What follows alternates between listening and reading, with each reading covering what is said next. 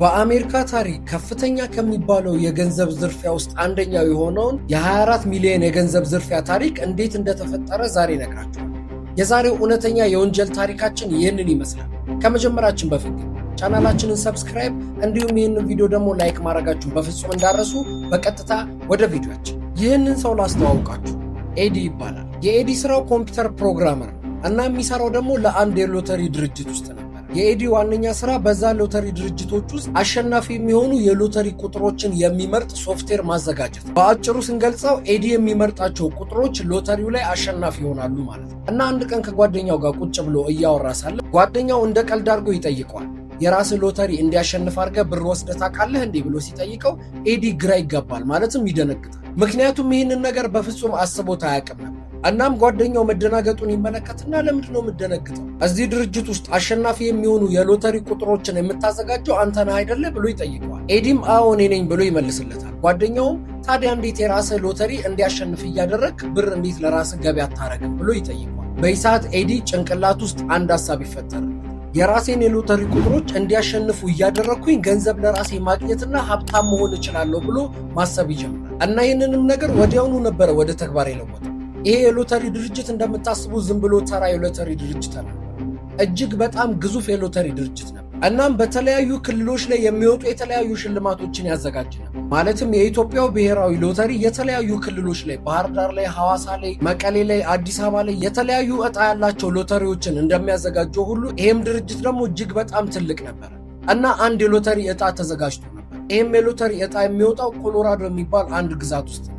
በዛ ክልል ውስጥም ደግሞ ሊወጣ የነበረው የሎተሪ ዕጣ $4.8 ሚሊዮን ነበር። ስለዚህ ኤዲ ይህንን ብር ለማሸነፍ ወዲያውኑ ኮዶችን ማዘጋጀት ይጀምራል። ነገር ግን አንድ ችግር ያጋጥመዋል። ይህም ችግር ምን መሰላችሁ? የዛ የሎተሪ ድርጅት ሰራተኞች ሎተሪውን መጫወት አይችሉም። ማለትም ይህንን ዕጣ መካፈል አይችሉም። አንደኛ እዛ ሎተሪ ድርጅቶች ውስጥ የሚሰሩ ሰራተኞች ይህንን ሎተሪ ማሸነፍ ከቻሉ የሎተሪ ድርጅቱ ተአማኝነት አይኖረውም ተብሎ ስለሚታሰብ እዛ የሎተሪ ድርጅት ውስጥ የሚሰሩ ሰራተኞች ይህንን ሎተሪ ዕጣውን መቁረጥ አይችሉም ነበር። ኤዲ ይህንን ችግር እንዴት መቅረፍ እንዳለበት በሚያስብበት ሰዓት ላይ አንድ ሰው ወደ ጭንቅላቱ ይመጣል። ይህም ሰው ደግሞ ወንድሙ ነበረ። ስሙም ደግሞ ቶማስ ይባላል። ቶማስም ደግሞ በአጋጣሚ ወደ ኮሎራዶ ወደሚባለው ግዛት እየሄደ ነበረ። ስለዚህ ኤዲ ወንድሙን ቶማስን ያገኘውና ይነግረዋል፣ እንደዚህ አስቤያለሁ። ስለዚህ ይህንን የሎተሪ ዕጣ ሂድና እዛ ኮሎራዶ ውስጥ ግዛልኝ ብሎ በስነስርዓት የሎተሪ ቁጥሮቹን ይሰጠዋል። ማለትም እንዲገዛለት የፈለገውን የሎተሪ ቁጥሮችን ይሰጠዋል። ቶም የተባለውም ሰው በቀጥታ ወደ ኮሎራዶ ይሄድና ወንድሙ ባዘዘው መሰረት የሎተሪ ዕጣውን ለወንድሙ ይገዛለታል። እናም ከትንሽ ቀናት በኋላ ቶሚ የቆረጣቸው የሎተሪ ዕጣዎች ቼክ በሚደረግበት ሰዓት ላይ በሚገርም ሁኔታ ቶሚ የቆረጣቸው ዕጣዎች አሸናፊ ሆነዋል። ነገር ግን ሙሉውን $4.8 ሚሊዮን አልነበረም ያሸነፉት $570,000 አካባቢ ነበር። ኤዲ ይህንን ነገር ያደረገበት ምክንያት ማለትም ሙሉውን ብር ያላሸነፈበት ምክንያት ሙሉውን ብር አንድ ሰው ቢያሸንፍ ተጠርጣሪ ሊሆን ይችላል ብሎ በማሰብ $570,000 ብር ብቻ እንዲያሸንፈው አድርጎ ነበር። እናም ቶም ይህንን ነገር እንደሰማ ማለትም እሱ የቆረጠው ዕጣ ቁጥር እንዳሸነፈ እንደሰማ ወዲያውኑ ለወንድሙ ኤዲ ደውልለትና እጅግ በጣም እንደተደሰተ ይነግረዋል። እና ዕጣ ቁጥራቸው $570,000 ብር አሸነፍን እኮ ብሎ ይነግረዋል። ያንንም ብር ሄዶ ከሎተሪ ድርጅቱ ይቀበልና ከወንድሙ ኤዲ ጋር ይካፈላሉ ማለት ነው።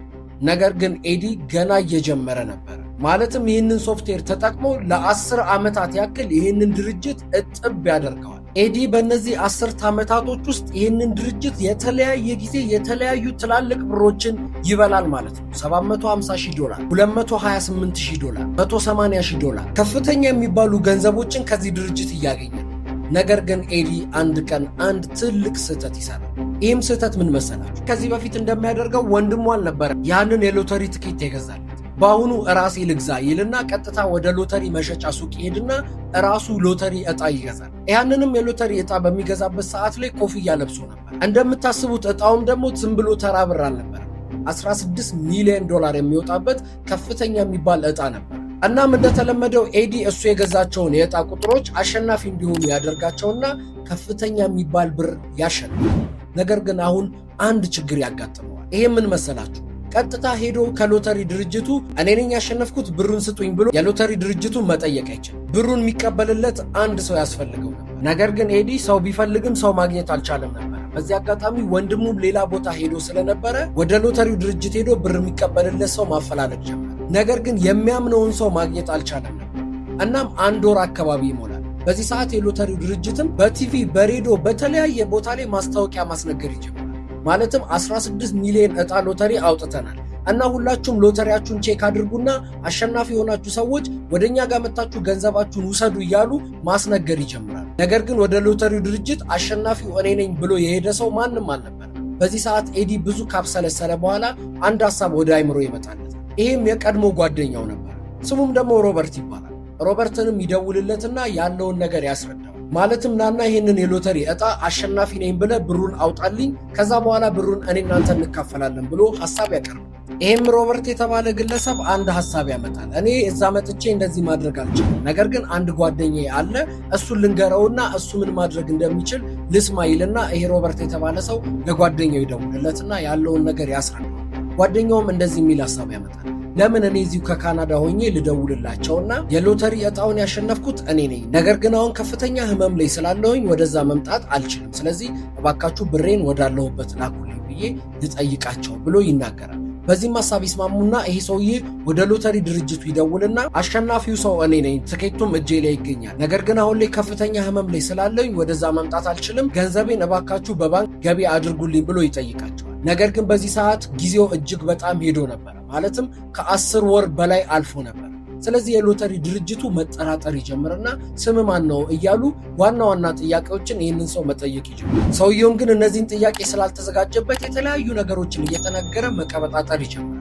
ሎተሪ ድርጅት በጣም ይጠራጠርና ይህንን የሎተሪ ትኬት የት ነው የገዛው፣ ማለትም የትኛው የመሸጫ ሱቃችን ሄደ ነው የገዛው ብለው ይጠይቁታል። እሱም ደግሞ የገዛበትን የመሸጫ ሱቅ ይናገራል። ከዛም በኋላ ይህንን ዕጣ በምገዛበት ሰዓት ላይ ምን አይነት ልብስ ነበረ የለበስከው ብለው ይጠይቁታል። በዚህ ሰዓትም የተለየ ልብስ ይጠራል። ኤዲ ይህንን ዕጣ በሚገዛበት ሰዓት ላይ ለብሶ የነበረው ጥቁር ሹራብ ሁዲ ነገር ነበረ ለብሶ የነበረ። ነገር ግን ይህ ሰውዬ ሌላ የልብስ አይነት በሚጠራበት ሰዓት ላይ ይሄም የሎተሪ ድርጅት ለዚህ ሰውዬ ትክክለኛው አሸናፊ አንተ ስላልሆንክ ብሩን ገቢ አናደርግልህም እናዝናለን ብለው ስልኩን ይዘጉ።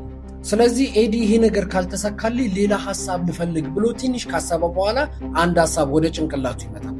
በቀጥታ ለምን ይህንን የሎተሪ ድርጅት አልከሰውም ብሎ በማሰብ ሁለት ኃይለኛ የሚባሉ ጠበቆችን ይቀጥርና ወደዚህ የሎተሪ ድርጅት ይልካቸዋል ማለት ነው። እነዚህም ጠበቆች ወደዛ የሎተሪ ድርጅት ይሄዱና ደንበኛችን ማንነቱ እንዲገለጽ አይፈልግም፣ ነገር ግን የዚህ ሎተሪ አሸናፊ እሱ፣ ስለዚህ ያሸነፈውን ገንዘብ ለእሱ ገቢ አድርጉለት ብለው ክስ ያቀርቡባቸዋል። ነገር ግን የሎተሪ ድርጅቱ የራሱ የሆነ የሥራ አካሄድ አለ። ማለትም አሸናፊ የሆኑ ሰዎች ስማቸው የግድ መገለጽና ለሕዝብ ይፋ መደረግ አለበት። ካልሆነ ድርጅቱ በሰዎች ዘንድ ታማኝነትን ስለሚያጣ ድርጅቱ ይህንን ነገር በፍጹም አንቀበልም፣ አሸናፊው ሰው እራሱ መጥቶ ማንነቱን ገልጾ ይህንን ሎተሪ ማሸነፍ ይችላል ወይንም ብሩ መውሰድ ይችላል፣ ካልሆነ ግን በፍጹም ይህንን ሽልማት ማንነቱ ለማይታወቅ ሰው አንሰጥም ብሎ ይሄ ሎተሪ ድርጅት ለጠበቆቹ ይናገራል ማለት ነው። ነገር ግን በዚህ ሰዓት እጅግ በጣም ትልቅ ጥርጣሬ ውስጥ ይገባል። ስለዚህ ፖሊስ ይህንን ጉዳይ እንዲመረምረው ፖሊሶችን በዚህ ጉዳይ ውስጥ ያስገቡበታል። ፖሊሶችም ይህንን ነገር ለመፍታት በጣም ተቸግረው ነበር። ፖሊሶች እጅግ በጣም ብዙ ነገሮችን ይመረምራሉ። ማለትም ይሄ ሎተሪ የተገዛበትን መደብር ሰራተኞች ሙሉ ለሙሉ ይመረምራሉ። ሴኩሪቲ ካሜራውን ቼክ ያደርጋሉ። ነገር ግን ሴኩሪቲ ካሜራው የቀረጸው ከጀርባው ስለነበረ ማንነቱን በፍጹም መለየት አልቻሉ። እጅግ በጣም ብዙ ጥረቶችን ያደርጋሉ። ጥረቶቹ የቀጠሉት ለ1 ወር ወይ ለ2 ወር እንዳይመስላችሁ። ለ4 ዓመታት ያክል ፖሊስ ይህንን ሰው ለማግኘት እጅግ በጣም ከፍተኛ ጥረት አድርጎ ነበር። ነገር ግን በፍጹም ሊያገኙት አልቻሉ። ስለዚህ ምን ያደርጋሉ መሰላችሁ? ኤዲ ሎተሪውን በሚገዛበት ቀን የተቀረጸውን የሴኩሪቲ ካሜራ ቪዲዮ ሶሻል ሚዲያ ላይ ፖስት ያደርጉትና ይህንን ሰው ማንነቱን የምታውቁ ሰዎች እባካችሁ ጠቁሙን ብለው ፖሊሶች ህዝቡን እንዲረዳቸው ይጠይቃሉ። ከጊዜያት በኋላም ለፖሊሶች አንድ ጥቆማ ይደርሳል። ይህም ጥቆማ ደግሞ የደረሰው ከማን ይመስላችሁ? ሮበርት ከተባለው ከኤዲ ጓደኛ ነበር። ወደ ፖሊሶችም ጋር ይደውልና ይሄ ትኬት የገዛው የራሳችሁ ሰራተኛ ማለትም የሎተሪ ሰራተኛ ነው፣ ስሙም ደግሞ ኤዲ ይባላል ብሎ ከዚህ በፊት ይሰራም የነበረውን ስራዎች በግልጽ ለፖሊስ ሪፖርት ያደርጋል። እዚህ ጋር እንደተጠቀሰው ከሆነ በሮበርትና በኤዲ መካከል ጸብ ተፈጥሮ ስለነበረ ነው ሮበርት ኤዲን ለፖሊስ አሳልፎ ይሰጠው። እናም ፖሊሶች ይህንን መረጃ ካገኙ በኋላ ወዲያውኑ ኤዲን በቁጥጥር ስር ያውሉታል፣ ምርመራዎችንም ይከፍቱበታል። እና ከ10 ዓመታት በላይ ኤዲ ይህንን ድርጅት እያጭበረበረ እንደነበረ ይደርሱበታል። በ10 ዓመታቶች ውስጥም ደግሞ ከ24 ሚሊዮን ዶላር በላይ አጭበርብሯል ማለት ነው። እናም ከጓደኞቹ ጋር መስማማት ባለመቻሉ ጓደኞቹ እሱ ላይ መስክረውበታል። ስለዚህ ፖሊስ ሁሉንም ፍርድ ቤት ያቀርባቸዋል። የተለያየ የእስር ቅጣትም ይቀጣል። የኤዲ ወንድም የሆነው ቶማስ የተባለው ግለሰብ 75 ቀናት ብቻ ነበር የታሰረው። ሮበርት የተባለው ግለሰብ ደግሞ ኤዲ ላይ በመመስከሩ 6 ወር ብቻ ቅጣት ይቀጣል። የዚህ ወንጀል ዋና ጠንሳሽና ዋና ተጠቃሚ የነበረው ኤዲ የተባለው ግለሰብ ደግሞ 25 ዓመት እስር ይፈረድበታል። ነገር ግን ከታሰረ ከ5 ዓመታት በኋላ በምህረት ነፃ ተብሎ ይለቀቃል ማለት ነው። ነገር ግን የተፈረደበት ፍርድ ተመጣጣኝ ነው ብላችሁ ታስባላችሁ? ማለትም 5 ዓመት እስር ከ24 ሚሊዮን ዶላር ጋር እኩል ይሆናል ብላችሁ ታስባላችሁ? ሀሳባችሁን ከስር ኮመንት ላይ አስቀምጡልኝ፣ እናውራበት። የዛሬው እውነተኛ የወንጀል ታሪካችን ይህንን ይመስል ነበር። በቀጣይ በሌላ እውነተኛ የወንጀል ታሪክ እንገናኛለን። የምንገናኘው ግን ቻናላችንን ሰብስክራይብ እንዲሁም የደወል በተኑን ኦን ካደረጋችሁ ብቻ ነው። በቀጣይ በሌላ ቪዲዮ እስክንገናኝ ቸር ቆዩ።